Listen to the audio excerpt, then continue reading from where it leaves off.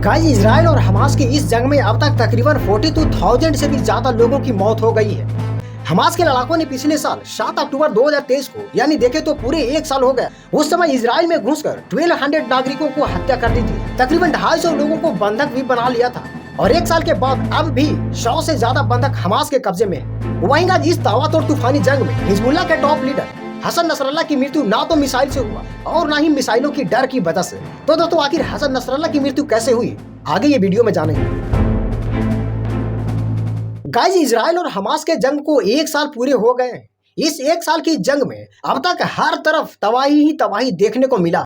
ये युद्ध गाजा पट्टी से शुरू हुई और अब ये जंग ईरान, लेबनान, सीरिया और यमन तक पूरी तरह फैल गई है। गाइस आपको बता दें कि एक साल पहले 7 अक्टूबर 2023 को गाजा पट्टी के रास्ते इजराइल में घुसकर हमास के लड़ाकों ने मौत का खौफनाक मंजर दिखाया था, जिसमें 1200 लोगों की हत्या किया गया था, 250 लोगों को बंधक भी बना लिया गया था। और तभी से इजराइल ने जंग का ऐलान कर दिया और इजराइल ने ये प्रण लिया कि जब तक हमास को पूरी तरह खत्म नहीं कर देंगे तब तक ये लड़ाई चलती ही रहेगी।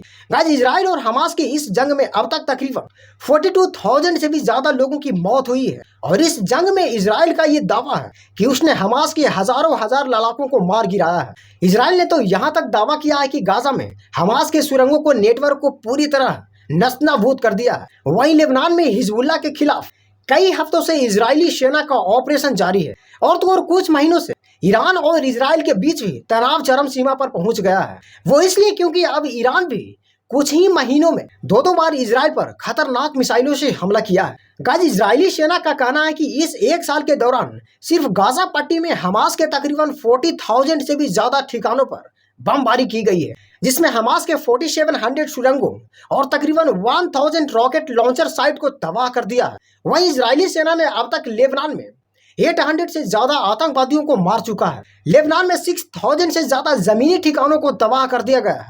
इसके अलावा इजराइल ने हमास के 8 brigade commander, 30 battalion commander, 165 company commanders और इसके साथ ही साथ हमास के चीफ इस्माइल हानिये और हिजबुल्लाह के चीफ हसन नसरल्लाह का भी समापन कर दिया है। अच्छा गाइस आपको ये भी बताते चले कि हिजबुल्लाह के चीफ हसन नसरल्लाह की मृत्यु काफी अलग तरीके से किया गया है।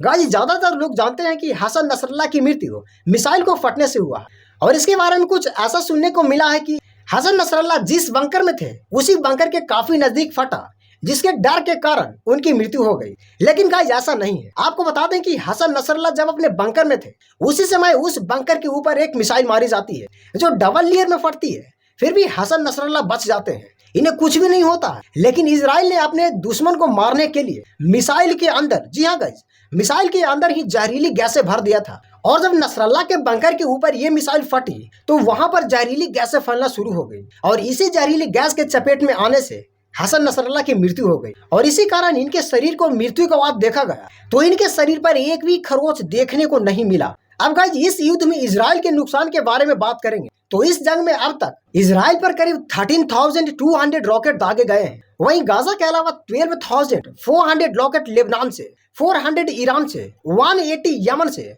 और तकरीबन 60 रॉकेट सीरिया से दागे गए हैं, जिसमें इजराइल के अब तक तकरीबन 726 सैनिकों की मौत हुई है।